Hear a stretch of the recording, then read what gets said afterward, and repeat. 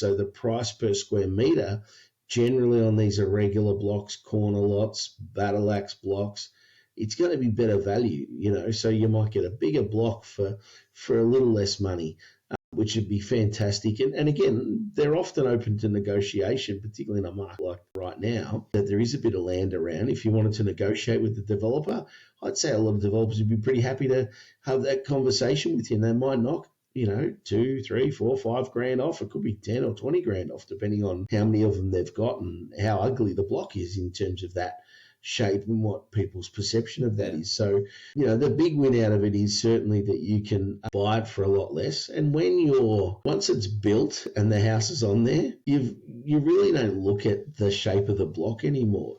Just the garden's growing and, you've landscaped it accordingly and it can look really, really good. I know I lived on a corner block at one stage that half of it was front yard and so the backyard didn't begin to halfway down the side of the lot. But what it meant was we had this really amazing front yard that addressed sort of the corner of this position that we were in, and we really loved it. It was a fantastic block, whereas others would have looked at that and thought, oh, gee, don't quite know what to do with that. And in our case, we had a side entrance. So we had our garage on the short side and a veranda around the front and a side entrance. And it really worked well. So again, if you get the design of the home right, then you're in really good shape.